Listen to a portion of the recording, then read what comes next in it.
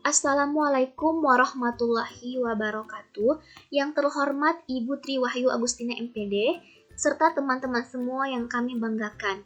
Pada kesempatan kali ini, kami kelompok 1 akan mempresentasikan jurnal yang berjudul Anatomi Bunga Tanaman Lorantaceae, yang mana materi pertama akan disampaikan oleh saya sendiri, materi yang kedua akan disampaikan oleh Saudari Rizky, materi yang ketiga akan disampaikan oleh Saudara Taufik, materi yang keempat akan disampaikan Saudari Siva Nur Afifah.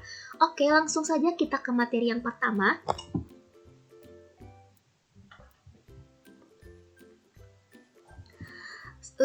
Silakan teman-teman semua memperhatikan slide yang kami sajikan, di mana dalam slide tersebut terdapat beberapa gambar tanaman Lorantaceae. Dari gambar tersebut kita ketahui bahwasanya bunga Lorantaceae ini ciri-cirinya itu adalah memiliki warna yang mencolok seperti warna merah, kuning, dan pink. Kemudian tanaman ini tumbuh di daerah yang beriklim tropis atau sedang dan sudah tersebar di daerah California sampai ke Belgia. Oke, selanjutnya kita ke slide kedua mengenai material dan metode. Material atau bahan. Para peneliti menggunakan material berupa 2 spesimen yang dikumpulkan pada tanggal 18 Agustus 1993 di Provinsi Heredia. Kemudian metode atau langkah-langkah yang digunakan oleh para peneliti dalam pemrosesan dan analisis data. Dalam jurnal tersebut, para peneliti menjadikan kuncup bunga sebagai sampel, kemudian dipasang di FAA atau formaldehid asam asetat atau 70% etanol. Teman-teman, perlu kita ketahui, pemrosesannya itu melibatkan metode standar dehidrasi menggunakan agen clearing atau histoclear. Kemudian melibatkan infiltrasi parafin, pemotongan dengan mikrotom, dan lampiran ke slide mikroskop. Slide diwarnai dengan astra biru dan disimpan di koleksi Departemen Biologi di Universitas Nasional de Colombia. Tidak hanya sampai di situ, mereka juga menganalisis foto menggunakan mikroskop Olympus BX50 dengan bantuan kamera Multicam Pro 282B. Kemudian setelah itu mereka juga masih mengamati atau mempelajari bunga dengan Leica M205A stereoskop menggunakan metode multifokus dan difoto dengan kamera Leica MC170HC. Cukup sekian materi pertama yang dapat saya sampaikan, dilanjutkan oleh Saudara Rizky. Bismillahirrahmanirrahim. Saya Rizky Nur Paudi Almasum mendenganin 118-206-0097 akan melanjutkan pemaparan dari teman saya, yaitu tentang morfologi perbungaan dan bunga.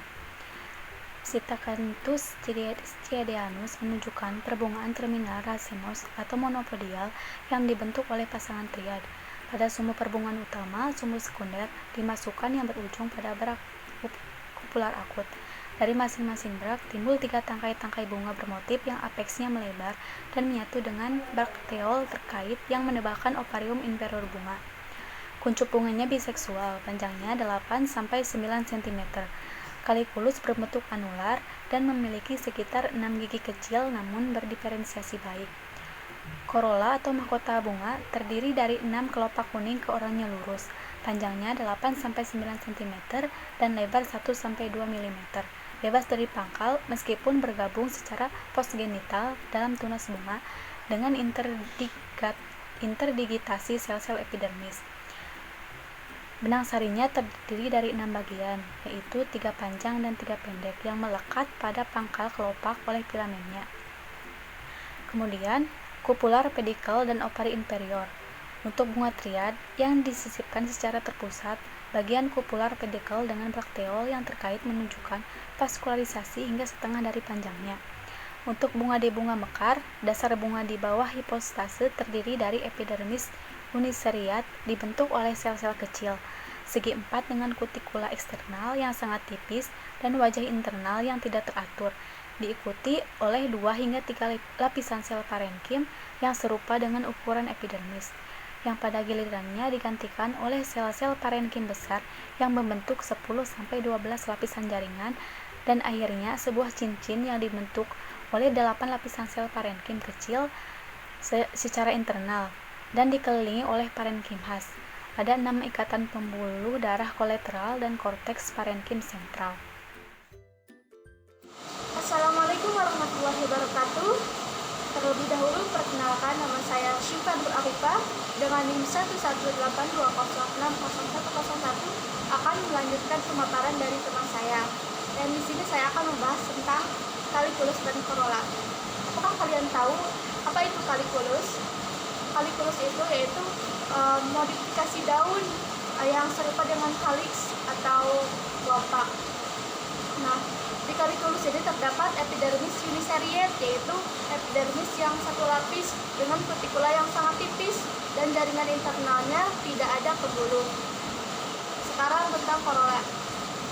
Corolla atau mahkota secara anatomi permukaan abaksial atau eksternalnya memiliki epidermis yang uniseriate juga, dan sel-sel ini menebal, tetapi pada permukaan adaksial atau internal epidermisnya tidak teratur, dan di semua area atau di semua tempat jaringan mesofil bersifat kolenkin. Bersifat kolenkin karena mengandung kloroplas untuk fotosintesis dan memiliki jaringan vaskular atau jaringan pembuluh. Dan sekarang tentang nektar, style, dan stigma. Style di sini bukan tentang gaya, tapi style di sini yaitu struktur yang ada di dalam bunga yang menghubungkan antara stigma dan ovarium. Nah, stigma itu kan putik yang menghubungkan antara putik dan ovarium.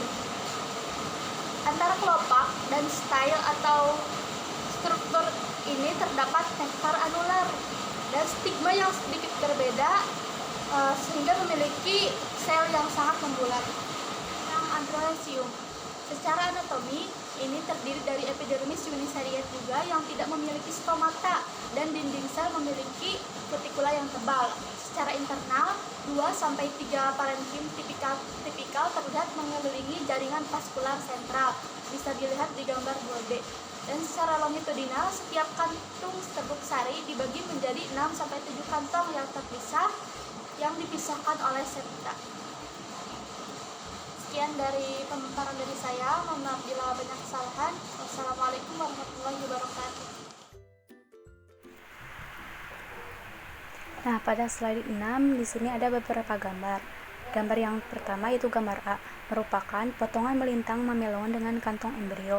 Kemudian gambar yang B merupakan penampang bunga pada tingkat dasar stilus atau tangkai putik dan kalikulus, yaitu yang panah merah merupakan bundel benang sari, yang panah hitam merupakan bundel pembuluh darah kelopak, dan panah kuning merupakan bundel pembuluh stilus atau tangkai putik.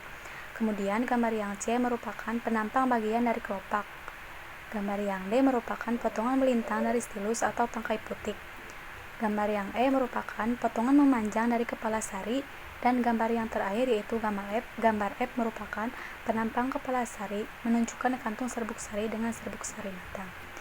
Sekian pemaparan dari saya, selanjutnya akan dilanjutkan oleh teman saya. Assalamualaikum warahmatullahi wabarakatuh. Perkenalkan, nama saya Taufik Irsyad Al-Haji dari Pendidikan Biologi kelas 4C.